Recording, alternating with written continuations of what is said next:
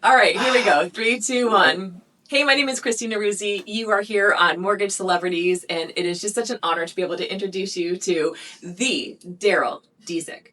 He is a realtor with United Preferred Real Estate in Central Florida, and also a fellow Toastmaster. We've been swimming around Toastmasters, which, if you don't know, helps with public speaking and communication and building confidence and all of these amazing things. So let's start off with some rapid fire, and then I've got some real, actual questions for you. All right, so, rapid fire. We're ready. Hold on.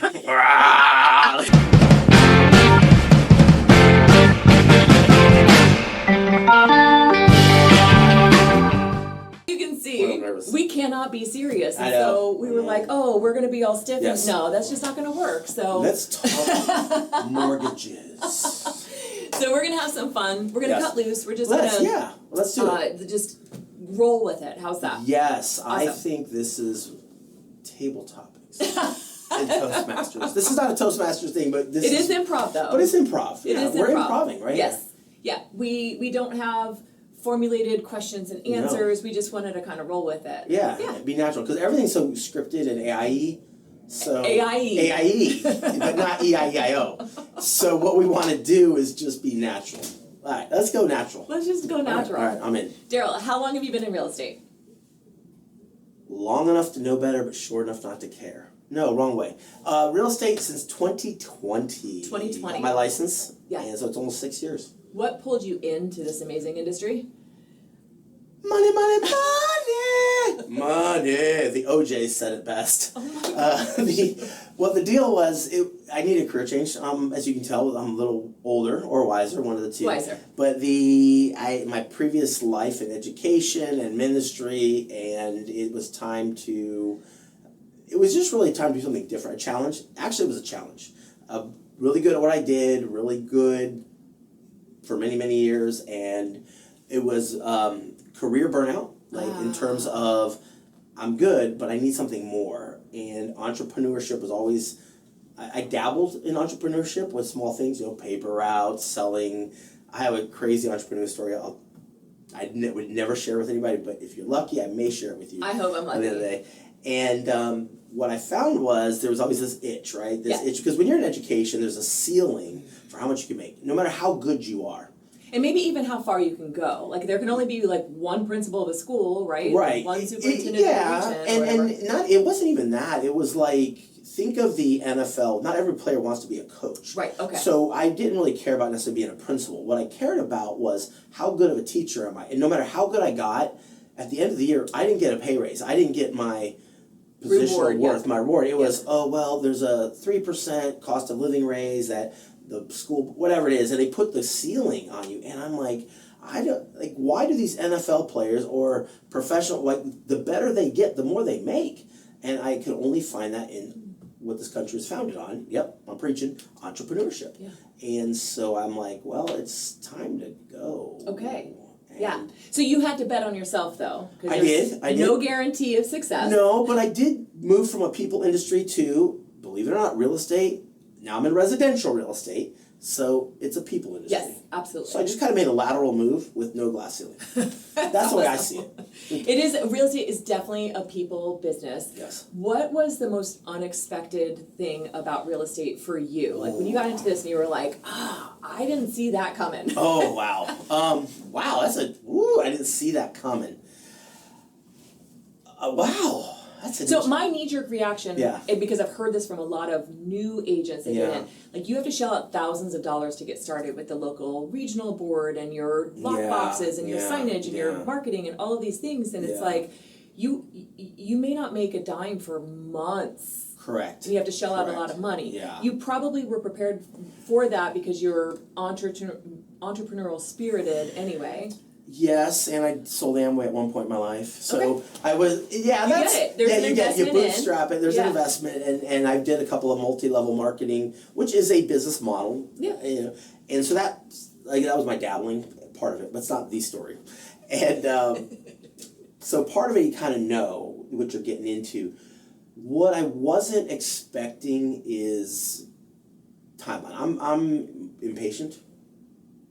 very much so. I get it. So Guilty as charged, right? And so it's like, if I pick up a phone call and I call you and I can serve you, then why are you hesitating? Right. It's me. Call me. Like, just say yes. Let's go get your house and let's go do it. But what is this? I've got to wait. What's this lag time? So the biggest thing was not going under contract for 30 days. That's because we have a contract time. The lag time of people's decisions, the lag time of them being ready, accepting or understanding that how life changes impacts them, and mirroring that with making financial decisions that directly tied to my livelihood. So when I was in teaching or ministry, people went through stuff. I'm like, oh, okay. But at the end of the day, I was still getting paid. Now it's like, oh, I don't know. Like, whoa, wait a minute, I gotta eat. So can I help you work through your stuff so I can go eat? And that's a good point. You have to help them with it, A, so you can eat, but Right. B, more importantly, I know you're saying this partially joking, Yeah. because I know your heart, and Right. I know you have a servant's heart. So some people have made bad or poor decisions in their lifetime and don't trust their decision-making abilities. Yeah. Some people need clarity, but they haven't been through this recently or ever, and so they don't know what kind of questions to ask. Yes. So I know, and I hope I do a good job of revealing this to our audience a little bit. I know who you are as a professional, Yeah. and you bring clarity to those decisions, because sometimes people will say, well, I just need more time to make a decision. No, you need more information to make a good decision. Yes, it's interesting you say that. As we were talking, and I was thinking of what got me into real estate as well. It wasn't huge, but it kind of sat with me. Right after I got my license, shortly thereafter, my parents were relocating. They were retiring and they wanted to move closer to my sister, from state to state, 2 different states, and they sold their home in state A and moved up to Tennessee near my sister. But my mom was sharing the story of the sales process of her house. And she was saying, oh, we got screwed. Everybody was out to get, in my parents' generation, everybody's out to get, everybody's out to take advantage of you, just because they didn't know. They didn't grow up in the information age. They grew up in the pre-information age. And Prehistoric. It's funny. I still challenge my mom to text. And what was interesting, the whole story, and I'm sitting here like, Mom, do you know what I do for a living? I go, she goes, oh, they're all crooks. I go, Mom, you know what I do? She goes, yeah, but you're fine. And so, but what the problem was, she felt, and I can't say she was taken advantage because I don't have the data, but she felt taken advantage of for whatever reason that agent somehow either A, didn't present herself in the correct way, Right. Something happened that just didn't put her mind at ease. So there was a lack of clarity, a lack of guidance on that agent's side. That's the way I see it, right? It's my fault if my people aren't having the clarity they need. It's on me. It's my job to give them all the information and say, and then if they ask, hey, this is what I think you should do, based on my experience, but at the end of the day, what do you want to do? That is so good. So speaking of your parents as a seller, you love working with listings. So Yeah, I do. I love it. What is one piece of advice or suggestion that you would give to a seller right now who is considering, besides call me, Okay. on how to prepare either emotionally, physically, whatever. Mentally. So I'm gonna look at the camera for this, right? Yes. I'm gonna help you get realistic. Here's why. Going back to my mom. So the story goes, my mom was upset, saying, wait a minute, we could have gotten more money and yada yada. I didn't know the New Mexico market. And what I realized with my mom, I said, Mom, let me ask you a question. I said, and I explained to her, a house is only worth what people are willing to pay for it. And when buyers come in, they're looking at the bones. They're looking at the structure. Are there cracks? How is the AC? How is the roof? I said, so what I'm hearing you say, I go, would you sell your house for that extra $20,000 more if you could erase all the memories you ever had associated with that house? Would you sell it for the extra $20,000 more and erase all the memories, the good times, anything that lifestyle related to that house? And she's like, well, no. And I go, well, what you're doing is you're trying to charge the buyer for your memories. I said, that's not fair to them. I said, why are you're trying to screw the buyer, excuse my French, English, something, edit that part out. You're trying to charge the buyers for your memories and your emotions. Wow. I said, that's cheating them. I go, so we've got to charge them for what a house is, not for your memories. And she's like, oh. What a mind shift. It is. So my sellers, this is really what I share with you is we have to start emotionally detaching from the house. A lot of times, this is the house I grew up, we raised my kids in, right? We're down, which is great, and I'm happy for you. However, the memories are not in the walls, right? The memories are in our head and our hearts, or our hearts and our heads. That's where we need to be. Yeah. And it's not fair to charge the buyer for that. And when the buyer comes in with an offer lower than you expect, or you shouldn't be lower, it should be where it is because your agent did a good job pricing it. What they're saying is, look, I have nothing to do with your memories, and we can't take it personal, Mr. and Mrs. Seller. This is not a personal thing. It's a house. Right. You're taking your home with you. Your home is where the heart is. Yeah. Your home is where the heart is, and you're taking that with you. So now let's just sell the house. Yeah, just a thing. Just a thing. Yes. It'll be a thing. Yeah. Yeah, just a thing. It's a commodity in the world of a transaction. Yeah. You make it what it is right. when it's yours for that time that you have it. And Kristi, the fun part, that's where it becomes fun in helping people come to that realization. That's why I got into it. So good. Because they won't make that shift until you come to that realization and say, it's okay. Now you can talk about marketing and strategies and price placement and open houses and all of the things that you pour your time and energy into getting them, attracting a committed buyer, removing obstacles, negotiating the terms for them. None of that can happen until you get them into that right mental state. That's so good. You've been in real estate now for 6 years or just after. Just under. Let's say 6 years for agreement for today. Perfect. Okay. So almost 6 years. Yes. What would you say is the most remarkable market change that you've experienced? I know, we've gone through some waves here. So I got I got my license in that abnormal market, the COVID market, the accelerated market. That's when I entered, and of course, when you're new, I'm like, you don't know any different. Not that I expect it to always be like this, because the people who were here before me are like, it's never like this. Right. I'm like, what do I know? I'm going to take your word for it.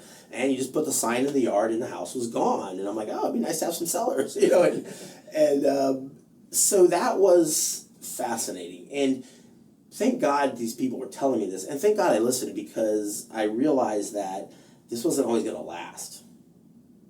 And that shift, now we're in a 2019 market, a normalized market. Things have become normal. And a lot of potential sellers or buyers are like, look at prices are falling. Like, no, we're returning to normalcy. We had an abnormality. Right. It's kind of like a blister, right? That's abnormal, but now it's going to settle and your skin's going to be back to normal. So we're going to be back to normal now. And I think the coolest thing was seeing that hyper fast market. It was fun. It's like, we're frantic. And any realtor who wants to be busy versus productive, it was a great time, because you could be busy being productive. And they were doing busy things and getting success, and it was neat. It was a fun time, fast, crazy in a good way. And so now, would you define it more as a buyer's market or seller's market in the local community of Central Florida? It's a balanced market according to the data, right? That's the real estate word. It's the data. We have 6 months worth of inventory, 3 to 4. Some zip codes, right? And I always say this: real estate is always local. There is no national market. So whatever the big propaganda machines are telling you, the sky's falling. Vegas market is not Orlando market. Right. And let me even say this: in Orlando, the 32714 is not the 32701. I'll let you guys go look up those zip codes. You have homework to do on this. And there's, Kristi, what's interesting is it's very hyper local. So the market here, what we're doing, we're seeing prices are coming down, sagging, So what I tell sellers is there's more dialogue. Now that needs to happen to put a deal together. It's not, this is my price, take it or leave it. That was the 2021 abnormal market. Yeah. Now it's, let's dialogue and see what we can do to come together to make it work. And it's not, I had this conversation with somebody the other day. They're like, well, why aren't they just giving the price you want? And I'm like, well, that's not always the answer. Yeah. Price isn't always the answer. There's a speed. I did a video on my YouTube about speed. Yeah. That actually determines your price. And how fast you got to move. What do you need? It's finding people's needs and then matching it. And a dollar amount always isn't that. Right. You make an interesting point there, Darryl, because it's not just about price, right? If I need to sell my home and I need to have it under contract with a qualified buyer, and in order to make an offer and go into contract on another property, I might need a little extra time built in to find said next property. Yes. So that buyer that could be flexible on that closing date or that amount of time until that closing happens would be ideal. So as a seller, I would maybe accept a little bit of a lower offer than what I'm asking for because somebody's going to accommodate these other needs of mine.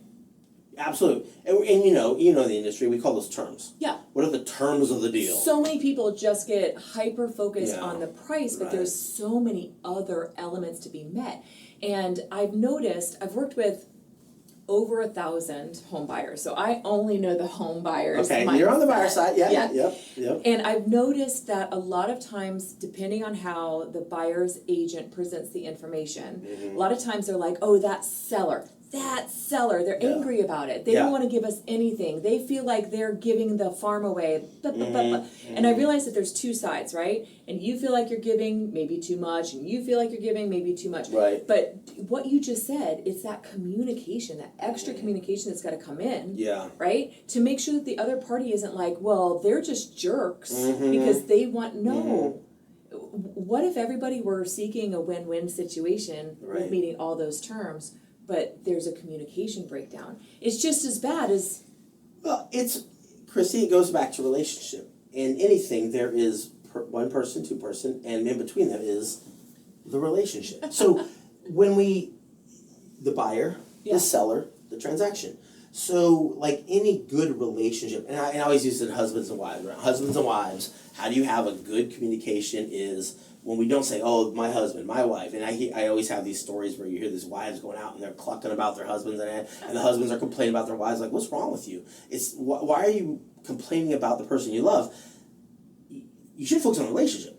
That's where if there's an issue, and so when partners disagree, instead of tearing the other person out, you should be saying, what's wrong with the relationship? Like, how do we fix this? Yeah. So so I just take that and just put transaction in there. Right? Buyer, seller, transaction. So if I focus on what the buyer's doing, they're trying to, lowball us. And I've said that, I don't use that terminology. I don't know what they're trying to do. I'm not in their mind. I know the number they presented is not good for the transaction, so we'll probably say no. But I don't say, I can't tell you. And I've been on the buy side where they're like, well, do you think the seller is trying to... I'm like, I don't know what they're trying to do. I don't live with them. I'm not in their mind. They haven't expressed to me. I just know that in the course of things, when we offer X, probably won't get taken in this market because it's under... Let's get our focus off what the other person's doing. And so all you out there, this is something I really don't like as this question. You can ask it and I'll still answer it. People always ask me this question is... why are they selling?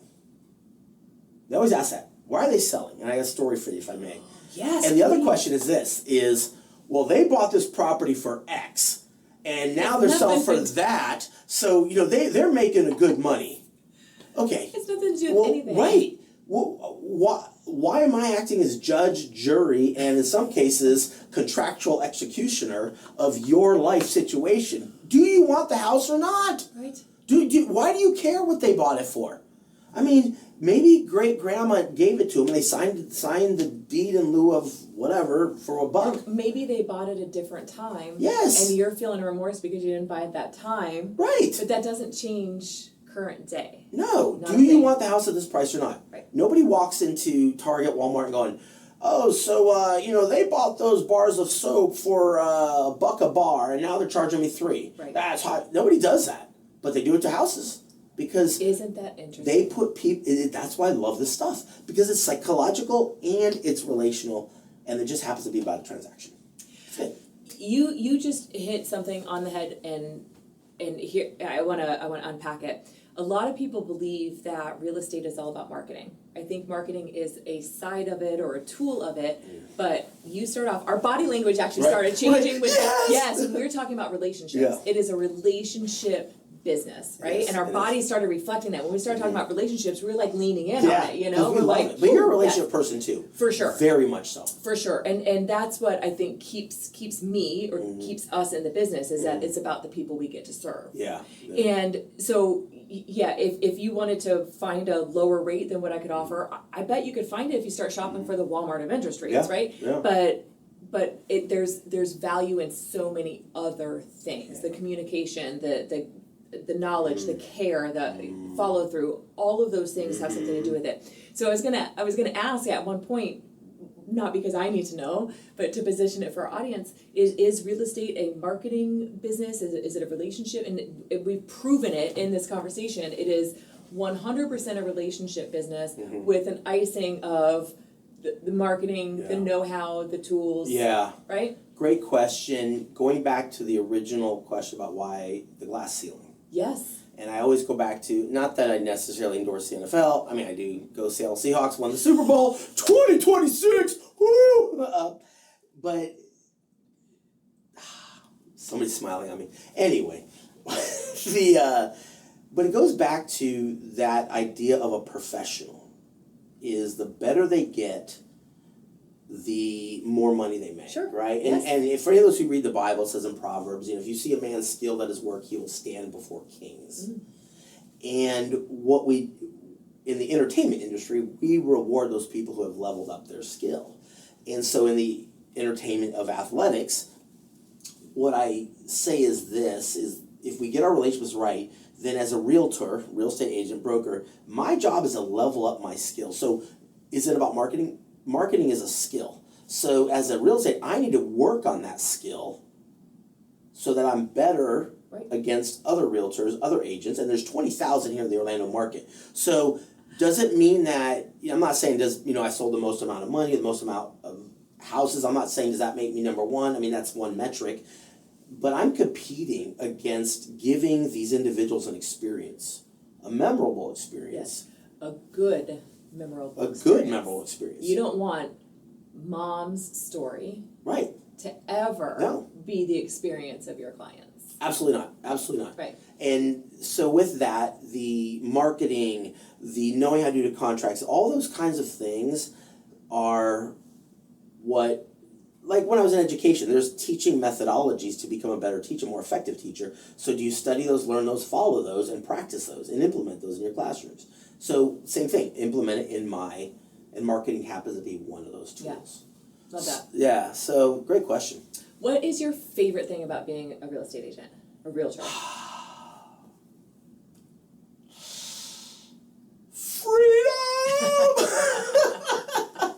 Freedom! Yeah. It is the blessing and it can be the curse if you let it. It is the freedom to...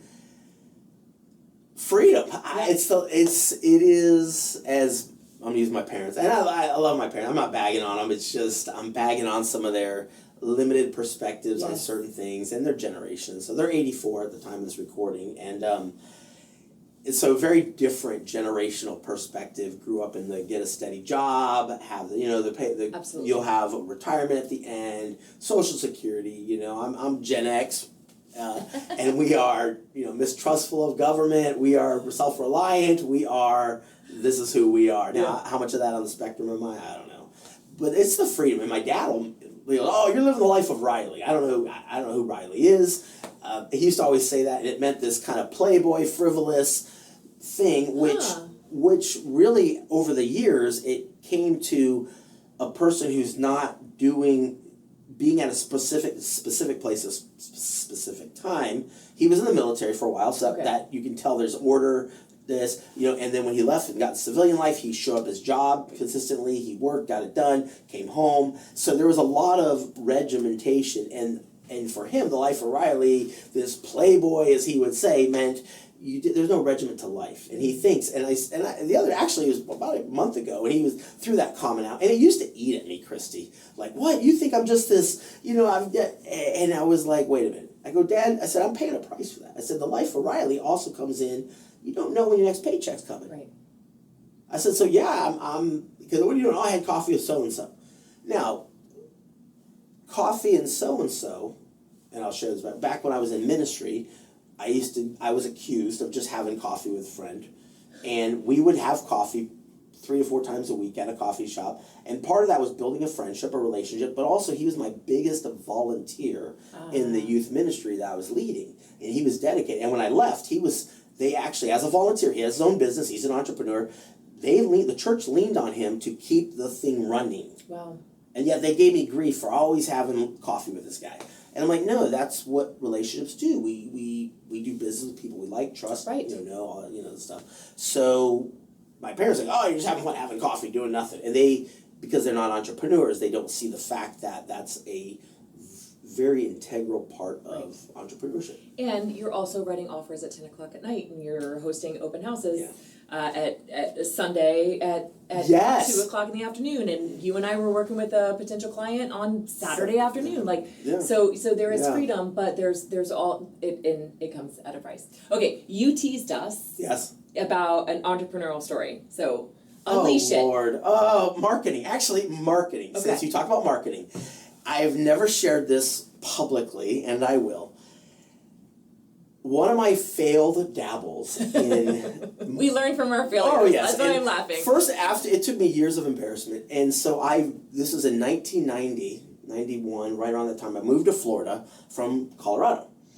And what was fascinating, at that time, Pepsi was running this test marketing, this new Pepsi product called Pepsi Clear. Okay. I don't know if you remember Pepsi Clear. I don't. Okay, so it was their Sprite version, or it was their version of Sprite or whatever, Pepsi Clear. And I was going back to Colorado, visiting some friends, and I had this great idea that, wow, they don't have Pepsi Clear here in Florida. And bro, I buy it, I can sell on the beaches because nobody has it. So I went to their Walmart or King Supers out there, and I bought like 5 or 6, 20, I don't know, I forgot what it was, cases. Right. I mean, inordinate amount of cases. I purchased this, and I'm like, this is going to happen. Shoved them, drove back to Florida, because we drove out there and drove back, shoved them under my bed, and then my plan was put them in a cooler and walk around, hey man, Pepsi, people are going to want it because it's something new, it's different. That didn't happen. I had cases of Pepsi Clear under my bed. And people like, hey, have you sold it yet? Hey, you sold it yet? And the embarrassment as the time went on, and then all of a sudden they pulled the product and decided not to go forward with it. Well, that's why it was a test market. Right. And I looked back going, they test Pepsi, who has millions and millions of dollars, was testing a market. And here I was diving all in, knowing nothing about marketing. I got something new, exciting. People are going to want it because it's new and exciting. Well, that's not always the case. So I had cases of Pepsi Clear under my bed, and I would drink. It was all right. I mean, it wasn't bad. I'd drink it. I'd serve it to my friends. And ended up it was a donation to all my friends because they couldn't sell anything. Maybe sold a couple on the beach. What is it? $1. What? 50 cents? Come on. I'm like, just buy something.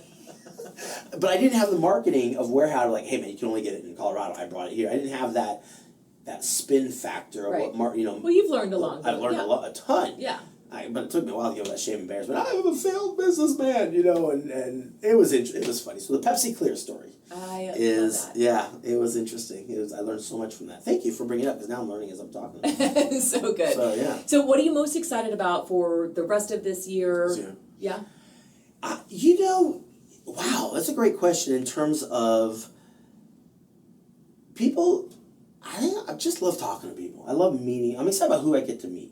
And not who I get to meet for what you can do for me, although I really do appreciate your referrals and calling me for real estate advice or needs and even want to buy or sell. I love that.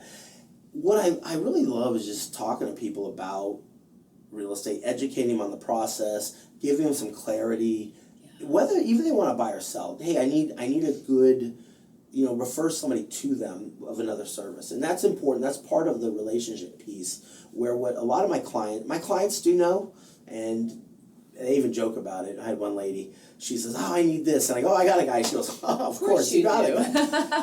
And what people don't realize is I spend time vetting and I hate that word vetting, like, oh, yeah, they got hair, but my different contractors, and whether I use them or not, I call other clients, who have you used, why do you like them, what's important, are they reliable, I like to see if their values align with mine, and that's an important piece, because like, who do you call? Let's go look online, and AI recommends so and so, but it doesn't always, you're the most recommended, but it doesn't mean you're the best fit, or you're going to take care of business the way they want to, and that takes work, Kristi. That takes work to spend time with contractors who don't pay me anything. I mean, and a lot of them don't refer me anything. They don't refer people to me either.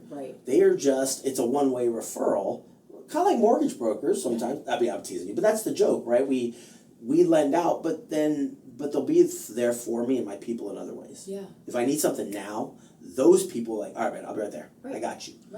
You know, my person's AC. Can you come look at my client's AC? Yes. Yeah, how much? Don't worry about it. I got you. And a lot of times they gift it, and so those relationships are very, very important. So when somebody asks me for a recommendation, I recommend it. I take it highly, and I want to know, how did they serve you? Yeah.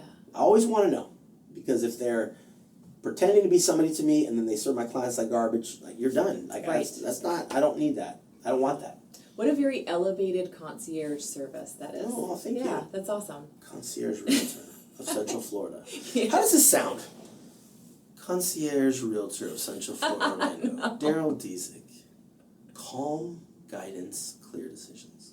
Nice. That's not good? All right, one more time. Calm. Or it should be clear guidance, calm decisions. Yeah. No, calm guidance, clear decisions.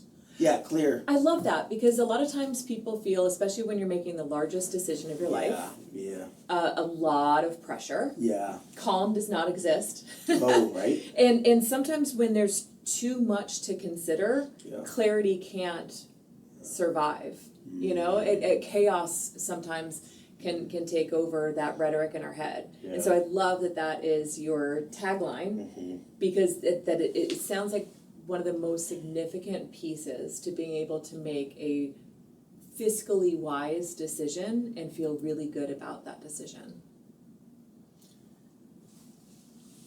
Yeah, as you're talking, I'm working to listen, but I'm also, things are going through my head. I'm being a bad listener.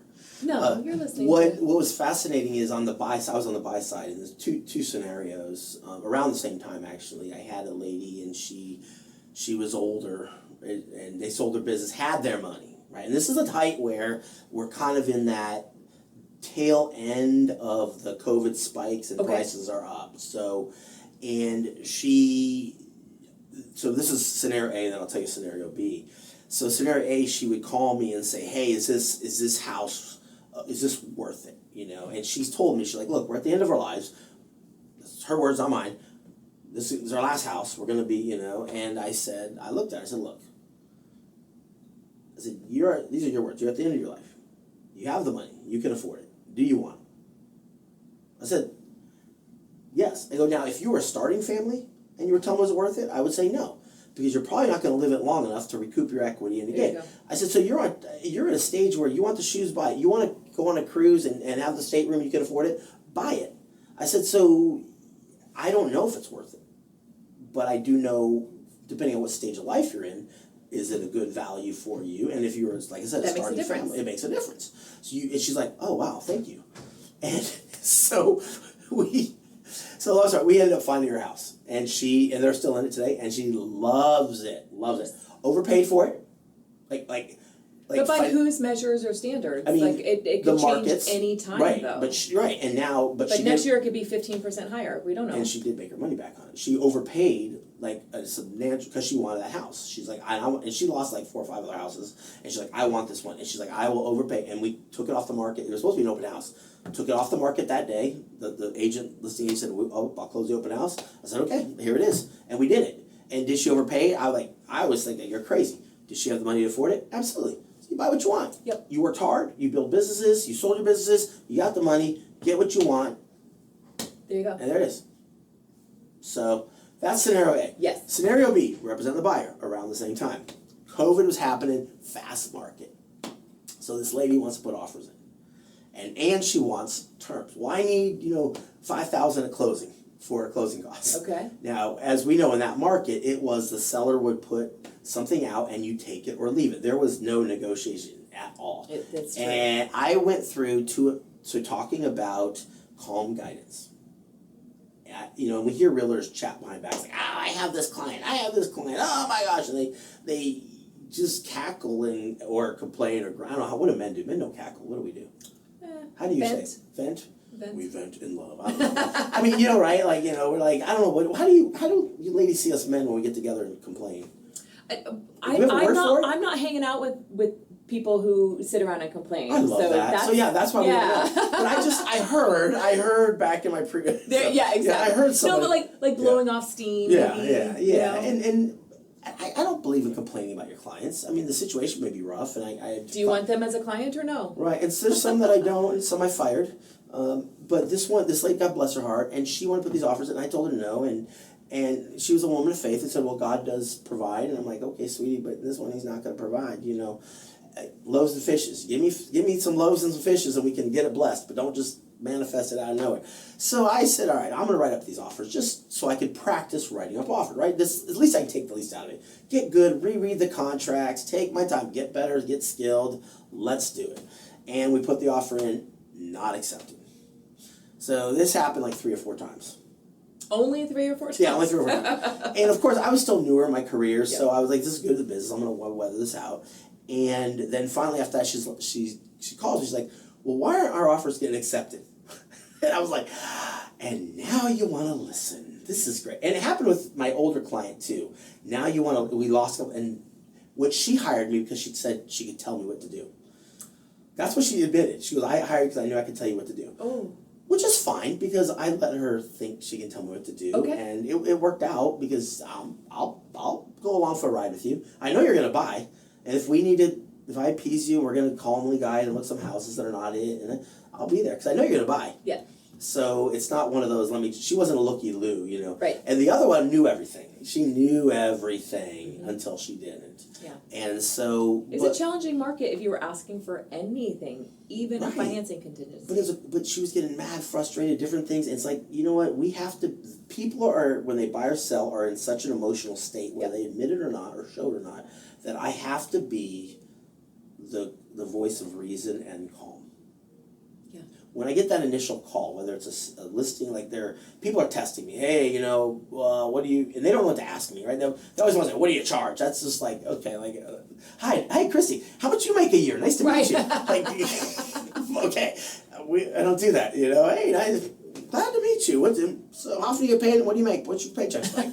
Like, really? I said, what do you charge? Like, why do you care? Right. Like, do you want your house sold or not? Yeah. You know?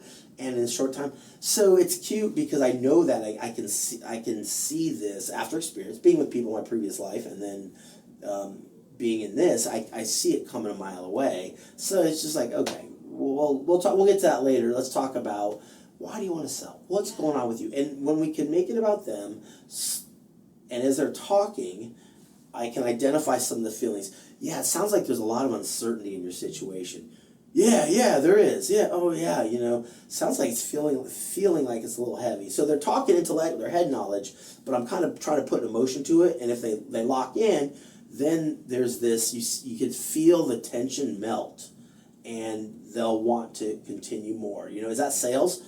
Maybe. I just want them to feel good about who they're doing business with. And I tell them that. I said, look, I'm not that hard. I'm interviewing you, you're interviewing me. It's like, look, if you don't feel good with me, then it's going to be a mess down the road. So we need to either get this figured out now, or let's not, because I'm not here to agitate you. I need you to have confidence in me. Right. And I also want to know that you're going to listen. You know, you're making the final decision, but this is what we need, and this is kind of what the relationship needs to look like. So like you're in charge of the process and they're in charge of the decisions. Yeah, absolutely. And they've got to trust you with the process. Yeah. So the greatest compliment I always have stories. The greatest, I was working the buy side again, right? I know we talk about sellers, I love listing, but the buy side, I was working with this lady, and this was an eye-opener about, we talk about the buyer, the seller, the relationship. And when you work with a client, it's working on building this out of nothing, right? So this lady, she was a single lady, plays a part, and I met her online. She was from a sign from my brokerage, online lead. So we rush out there, met her, and that's kind of a weird, right? This is like dating. It's like a dating scenario. And hey, she doesn't know me from Adam. I'll open the door for you, whatever, yada yada. So we get in, and I said, look, I don't know. I mean, you're a lead. You came through. I know responding. I don't know if you want to work with me. I would love to work with you. I think I'm always happy to serve and help. And, just kind of chill. She was very chill. And she had her son with her, more like a high school son.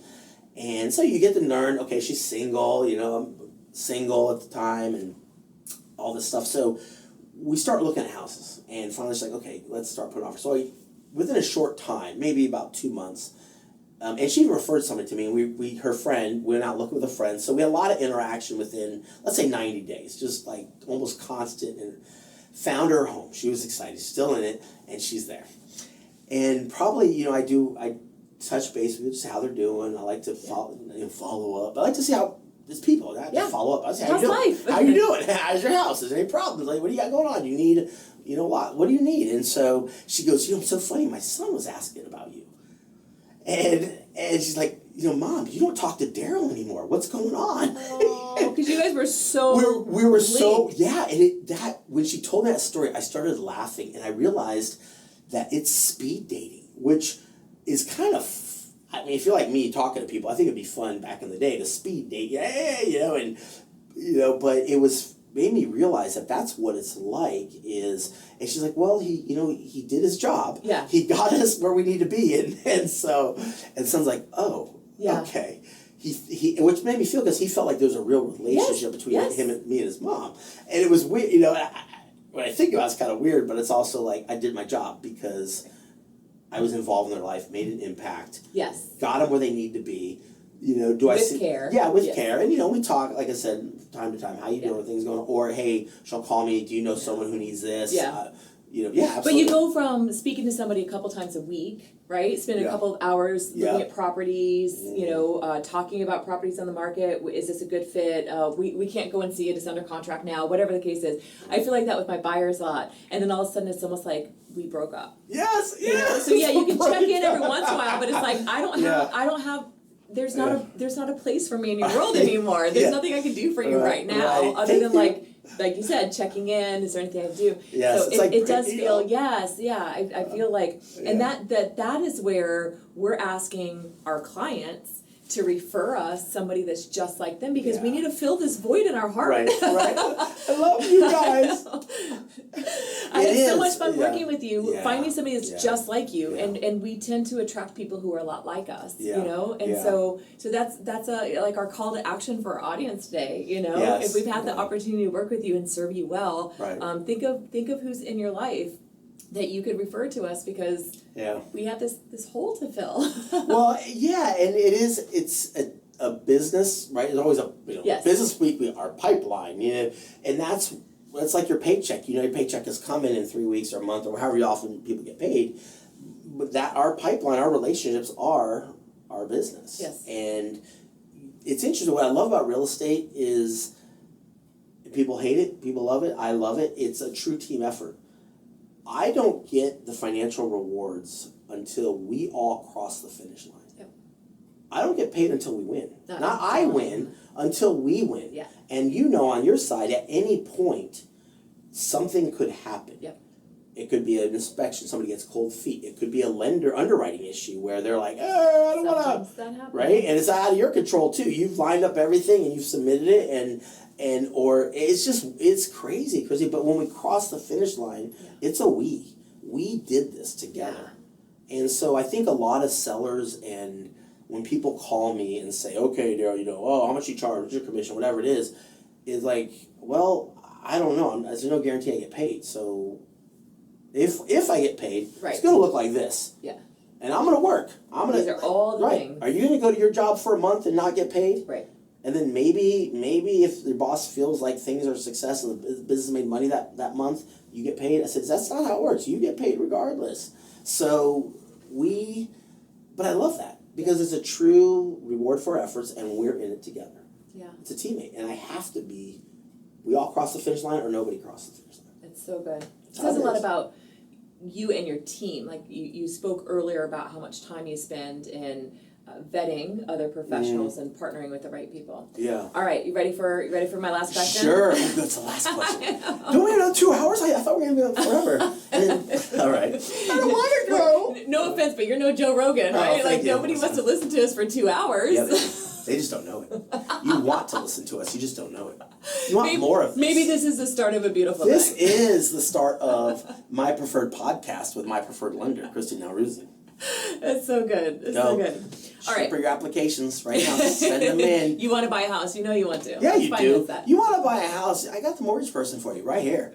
Service is her middle name. We'll talk about that. It is. It's true. It really is. It really is. And when people see that, they're like... And your book, too. There's no way. Yeah. There's no way. Yeah. She's legit. Promise.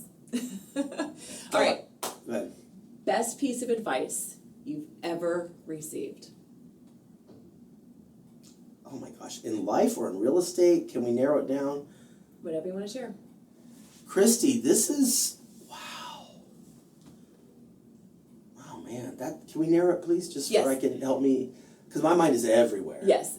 Best piece of personal growth tip you've ever received? Can I get philosophical? Sure. The late Martin Heidegger, he's a philosopher of the existentialist school of thought. Martin Heidegger said, language is the house of being. Modern day parlance puts it, we speak out of the person we are. Sacred scripture says, as a man, as a person speaks out of their heart, our language reveals who we are, basically, right? And so that goes back to, my Christian roots of in the beginning was the Word, God created through His Word. So when I listen, so there's a corollary, because Ralph Waldo Emerson said,